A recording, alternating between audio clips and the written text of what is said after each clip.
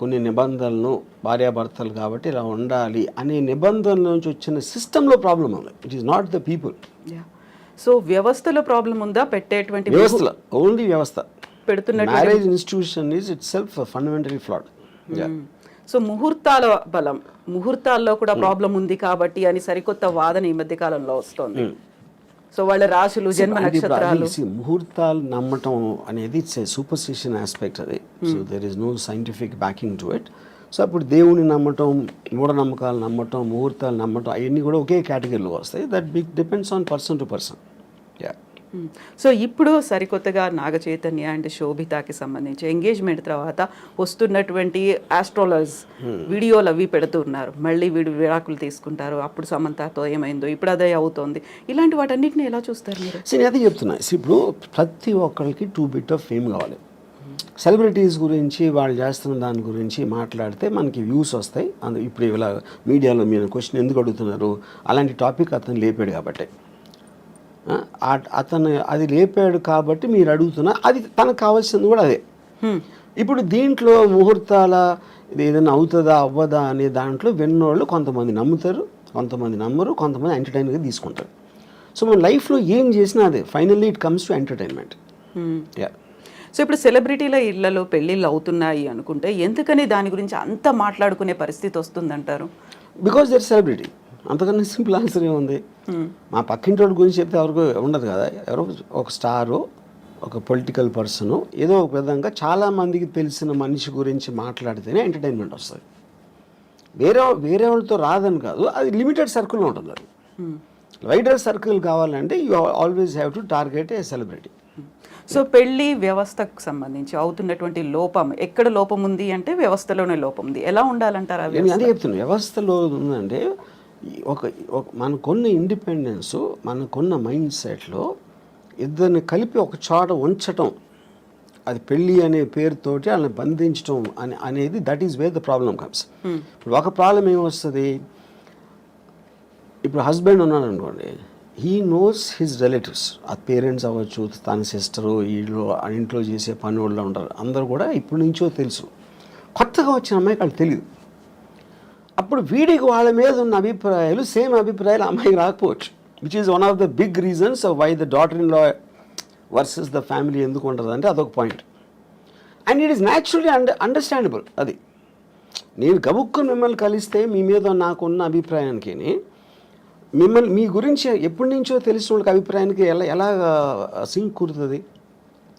అప్పుడు ఎక్స్పెక్ట్ చేయటం తప్పది. సో ఇది ఒక ఎగ్జాంపుల్ చెప్తాను. రెండో ఎగ్జాంపుల్, ఇప్పుడు నాకు తెలిసిన ఒక అమ్మాయి, she wanted to get divorce. ఏంటి ప్రాబ్లం అంటే, I find him very boring, which is a good enough reason. Bore కొట్టే మనిషి, మీరు మామూలుగా నేను బోర్ కొడితే మీరు వెళ్ళిపోతారు, కాసేపు హలోరు మాట్లాడి వెళ్ళిపోతారు, నేను వెళ్ళిపోతాను.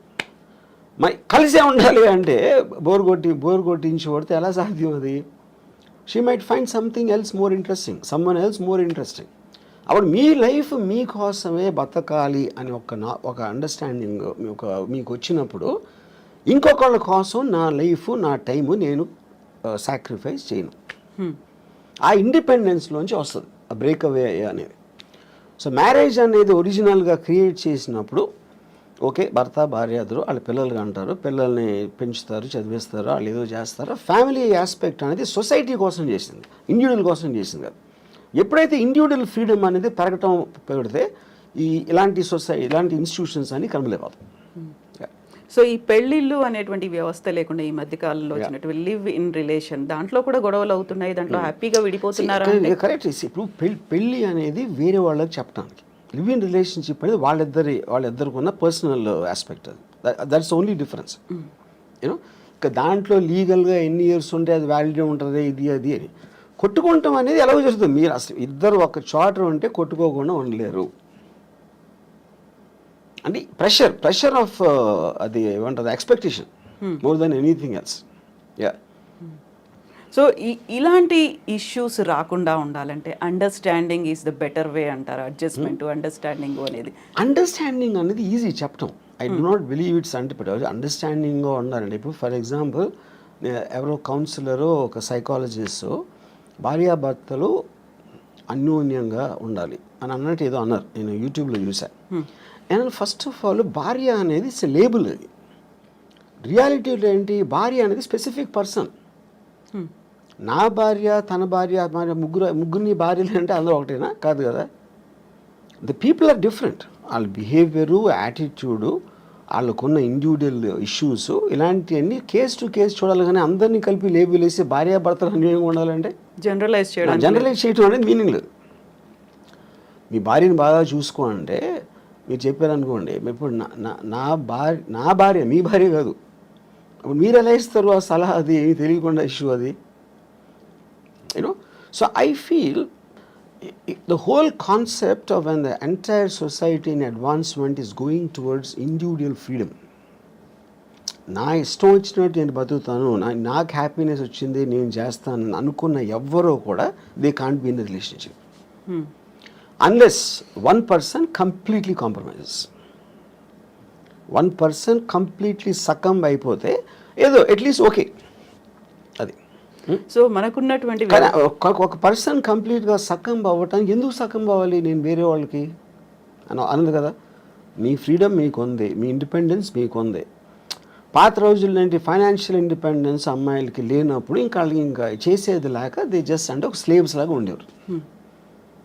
నేను ఇప్పుడు రెబెల్ అయినా కూడా నాకు వేరే గతి లేదు అనుకున్నప్పుడు they will bear with whatever is there for them. Yeah. So అలాంటి పరిస్థితుల్లో అడ్జస్ట్ అయిపోయి ఇంకా బయటకు వచ్చినా నేను బతకలేను, సమాజం నన్నే అంటుంది అనేటువంటి ఒక ఒపీనియన్ కూడా ఉంటుంది ఆ టైంలో. బట్ ఇప్పుడు మనం ఉన్నటువంటి సమాజం కావచ్చు, మన వ్యవస్థలో ఒంటరిగా ఉంటే భవిష్యత్తు ఏంటి, ఆ తర్వాత నెక్స్ట్ ఎవరు చూస్తారు? ఒక ఫ్యామిలీ అయితే పిల్లలు చూస్తారు, లేకుంటే రిలేటివ్స్ చూస్తారు, భార్య చూస్తుంది, భర్త చూస్తాడు. ఇలాంటి బోల్డ్ అని కాన్సెప్ట్స్ పెట్టుకొని అడ్జస్ట్ అవుతున్న వాళ్ళు ఉన్నారు. మన ఫ్యామిలీల కన్నా పనులు బాగా చూస్తారు, నర్సులు బాగా, ఎందుకంటే జీతం తీసుకుని వాళ్ళు పని ఏమేం కావాలని చేస్తారు. పిల్లలు బాగా చూసుకుంటారా అనేది మనకి ఎప్పుడు Badipantulu cinema black and white డేస్లో వచ్చింది, అక్కడి నుంచి కూడా లేదు, అది ఎవరు నమ్మరు. ఫస్ట్ భార్య బాగా చూసుకోవడం అనేది ఆబ్లిగేషన్ క్రియేట్ అవుతుంది. నేనే అన్నీ చూసుకుంటున్నాను, మీకు ఇన్నాళ్ళకైనా నా వాల్యూ తెలిసిందా అని నష్టపెట్టి చంపేస్తారు. అప్పుడు ఆ గిల్ట్ ఫీలింగ్ చచ్చిపోతాడు. అసలు అతనికి వచ్చిన వేరే జాబ్ అయితే ఇలాంటి ఆస్పెక్ట్లో. Anyway I'm just taking it a little jocular. But నా పాయింట్ ఏంటంటే, నేను ముసలోడిని అయినప్పుడు నాకు చూసుకోవటానికి ఎవరో ఒకళ్ళు ఉంటారా అనే రీజన్ తోటి భూమి మీద ఎవడో పెళ్లి చేసుకోడు. ఆ రీజన్ తోటి ఏదో ఎప్పుడో 20, 30, 40 సంవత్సరాల తర్వాత వచ్చే ప్రాబ్లమ్ని దృష్టిలో పెట్టుకొని. ఇప్పుడు ఫ్యామిలీ అంటే ఫ్యామిలీలోనే చాలాసార్లు గొడవలు అవుతాయి, బ్రదర్స్ మధ్యన ఉంటాయి. మనం చెప్పుకొని అనిల్ అంబానీ ధీరుభాయ్ అంబానీ కొట్టుకుని చచ్చిపోయాడు. అప్పుడు ఇంక ఫ్యామిలీ ఏంటి మీనింగు? ఫ్యామిలీలోనే అసలు మీకు మ్యాక్సిమం ప్రాబ్లమ్స్ ఉండేది ఫ్యామిలీ వల్ల, బయట వాళ్ళ వల్ల ఉండదు. ఫ్యామిలీ వల్ల ఎందుకు ఉంటుందంటే మీకు బాగా తెలుసు, అక్కడి నుంచి బిట్రేలు వస్తే మీరు తట్టుకోలేరు, దాని నుంచి ఈ పక్కన మా మదర్ వీళ్ళందరూ సర్ది చెప్పడానికి మొత్తం అన్నీ జరుగుతాయి. అందరు ఫ్యామిలీస్ ఉంటాయి కదా. ఫ్యామిలీ డిస్ప్యూట్స్, ఫ్యామిలీ కోర్ట్స్లో ఉన్నంత రష్ ఎక్కడ ఉండదు. అవును. యా.